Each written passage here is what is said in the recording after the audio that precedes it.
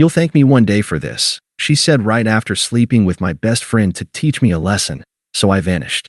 Now she's ruined and I'm finally free. Hey, before we move on to the video, please subscribe to the channel and hit the like button. Thanks. Samantha and I had been together for almost 4 years.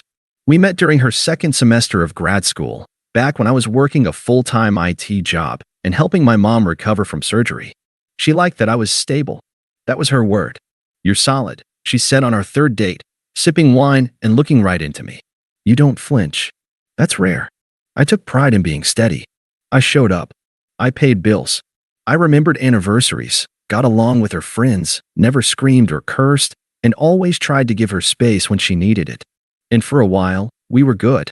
I helped her through her thesis burnout, paid her half of rent for a few months when her part-time job fell through. I never kept tabs or brought it up. That's what partners do. Then, somewhere after she graduated and started working in marketing, she started talking about Tyler more. You should hang with us sometime, she said casually. You and Tyler used to be close, right?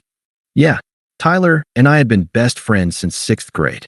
He was the life of every party, the kind of guy who walked into a room and expected it to rearrange itself for him. We drifted a little after college. He got into crypto, pickup culture, and I just didn't. But I still trusted him. I didn't think he'd cross a line. I was wrong. The first time I felt something was off was at a housewarming party one of Samantha's coworkers threw. I went to get drinks and came back to find her and Tyler laughing about something at the far end of the kitchen. She had her hand on his chest, not in a flirty way exactly, but in that too comfortable way. When we got home, I asked her about it. She rolled her eyes. God, you sound jealous. I'm not, I said carefully. It just looked a little. I don't know. Intimate. He's a friend, babe. We've known him forever. She gave me a pitying smile, like I was a child who didn't understand grown-up dynamics. Tyler flirts with everyone. It's meaningless. I nodded, but the feeling didn't go away. It got worse. She started comparing us, little things at first. Tyler always knows what to say in a room. Tyler's great at networking. You should take notes. Tyler doesn't overthink everything. He just does it. It stung more than I admitted. And when I try to bring it up, she'd shift the blame. You want to be coddled. That's your issue, she said one night. Sometimes I feel like I'm babysitting your emotions. I remember standing there in our kitchen, stunned silent. She walked off without looking back. A few weeks later, I caught a glimpse of her phone when it buzzed next to me on the couch. Tyler, don't forget to bring that smile of yours tonight, winky face. I didn't say anything at first. I just let it sit in my chest, like a swallowed blade. The next day, I asked her about it. What's going on between you two? I asked. Calm. Not accusing. Just direct. She looked annoyed. Seriously? That's your tone. Just answer me. It's innocent. Jesus. She stood up, pacing. Do you want to control who I talk to now? Monitor my messages? You never used to be like this. I've never had a reason to be like this. She crossed her arms. Then stop acting weak. That's not attractive. That was the first time she used the word weak on me. Not in a joking tone, not in frustration. Just cold. Measured. I felt something snap in that moment. Not anger, not yet. Just awareness. The quiet realization that the person standing in front of me wasn't on my side anymore. The worst part? I still loved her. Even then, I still remembered every version of her before that night. So I did what a lot of guys probably do in that moment. I doubted myself. Maybe I was being paranoid. Maybe I was too emotionally dependent, like she said. I didn't check her phone again. I didn't bring Tyler up again. But I started to watch. And the more I watched, the more I saw it. The long texts she'd hide when I walked in, the client meetings that didn't exist, the sudden shift from coldness to hyper-affection when I got too distant. It was textbook, and I hated that I knew what was coming. I just didn't expect it to hit the way it did. It was a Thursday. I remember that because I left work early to surprise Samantha with dinner. She'd been stressed lately, or so she claimed. I picked up her favorite Thai food and a bottle of that overpriced wine she used to love before we both stopped pretending to care about things like date nights. I got home around 6. There were 2 things that stood out immediately. 1. Her car was already in the lot, even though she told me she'd be working late. 2. A pair of size 11 black sneakers sat by the door. Tyler's sneakers. I stood there for a second, holding the bag of takeout, just still. Then I walked in.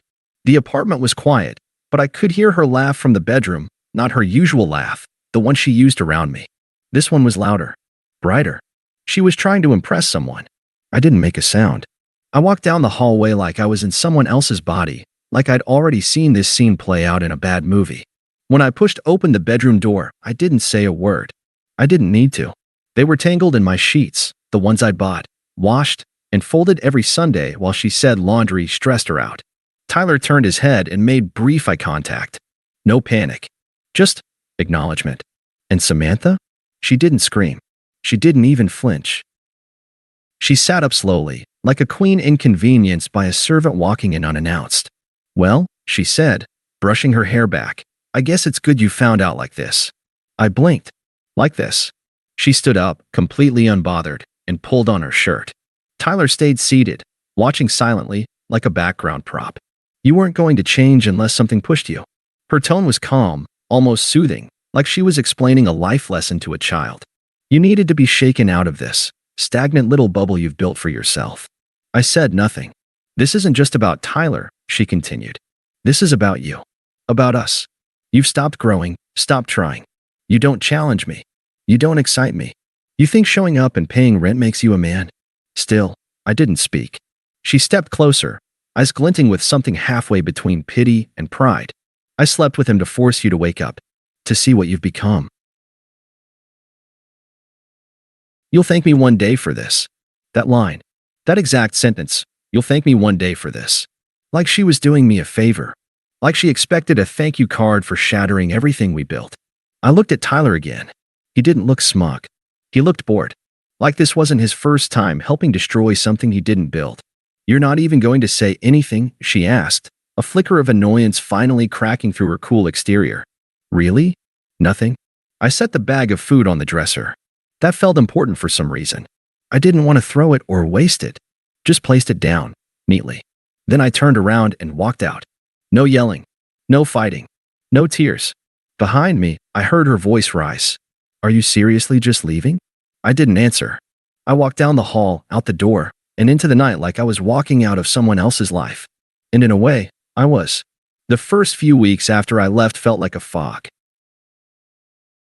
I crashed on my cousin's couch, barely spoke to anyone, and only left the house for work or to walk around the block. I didn't tell people what happened, not at first. I just said the relationship ended and I needed space. What I didn't do was lash out. I didn't post anything. I didn't tell mutual friends. I didn't even confront Tyler, because what was the point? They wanted me to react.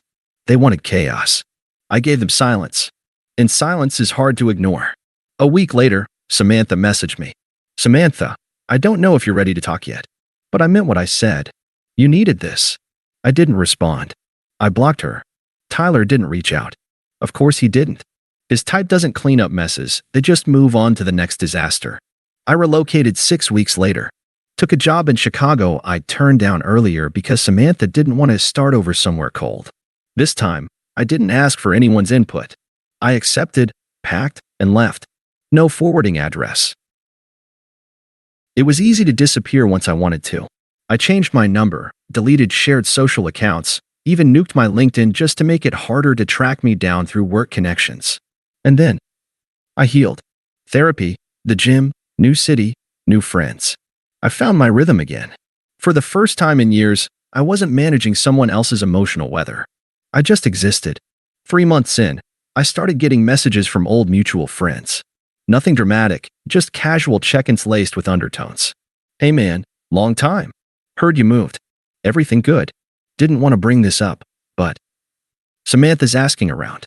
"You okay?" Apparently, Tyler had moved in with her, but didn't last long. A month, tops. He quit his job, wrecked her credit, slept with a girl from her yoga class, and left without warning. Samantha lost her apartment 2 weeks later. She couldn't afford rent on her own, especially not after she quit her marketing job to go freelance, while Tyler built a brand. I never said a word. Not a single reply. Not a single "told you so."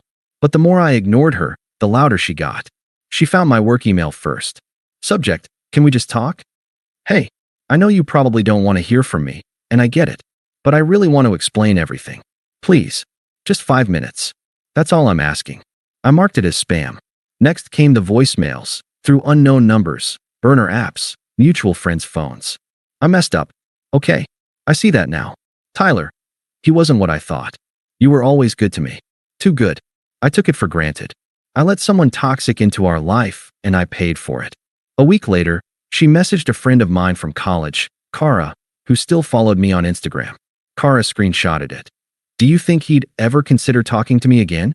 I'm not asking to get back together. I need closure. Lie. She wanted more than closure. She wanted a reset. A do-over. And then, one day, she showed up. I don't know how she found my apartment. Probably through a tagged photo, a friend's location post, something small I hadn't scrubbed. She looked tired. Not tragic, just worn out. Hair messy. Eyes red. Jacket too thin for a November chill. I opened the door just enough to block the frame. She smiled, a weak, hopeful, trembling thing. Hi, she said. You look good. I didn't answer. I just wanted to see you. In person. I didn't know what else to do. Still, I said nothing. I know I was cruel, she said softly. I told myself I was doing the right thing. That you needed to be pushed. That hurting you would make you fight harder, grow more. But all it did was destroy us. Silence. She looked down, then back up. Tyler used me. I thought he was strong, confident. But he just wanted attention. And when he didn't get what he wanted, he burned everything down. She stepped forward. I didn't move. I don't expect forgiveness. But I do need you to know I'm sorry. I never stopped thinking about you. Not once. Her voice cracked. I miss who we were before I ruined everything. That's when I finally spoke. You didn't ruin us. She blinked. What? You didn't ruin us, I said calmly. You ended us. On purpose. You wanted to break something that loved you, just to see what it looked like in pieces. And now you miss it, because you can't put it back together. Tears filled her eyes. I thought you'd at least yell. Or cry. Or something. But you just left. Why? I looked her in the eye. No anger left in my voice. Just clarity. Because the moment you said I'd thank you for what you did, I realized you never really loved me. You loved what I gave you. And when that wasn't enough, you went looking for chaos. I stepped back and started closing the door. She reached out. Please. Just one more chance. I'm not that person anymore.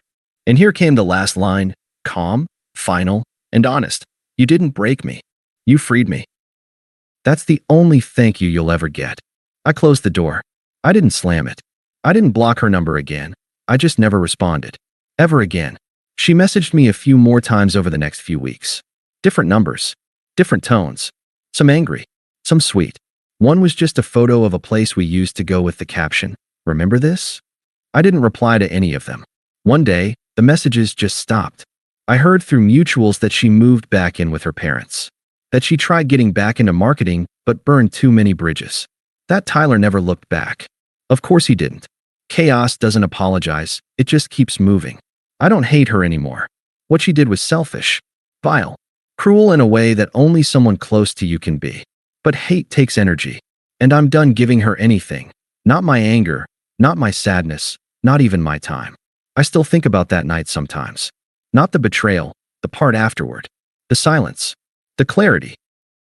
The freedom. That was the moment I realized how small my world had become inside that relationship. I'd made my life about showing up for someone who never intended to do the same for me. And the second I stopped trying to make it work, everything else fell into place. Now, I wake up in a quiet apartment that belongs entirely to me. I cook what I want. I sleep without tension. I don't walk on eggshells. I don't explain myself. I don't wonder what version of her I'll be dealing with that day. I don't love her anymore. But I love the person I became because I left. So no, I never thanked her. But maybe one day, she'll thank me for staying calm, walking away, and showing her exactly what it looks like when someone chooses peace over pain. And maybe that's the real ending she never expected, that I didn't get revenge. I got better. And she's the one who has to live with it. Thanks for watching. Make sure to subscribe to the channel and hit the like button.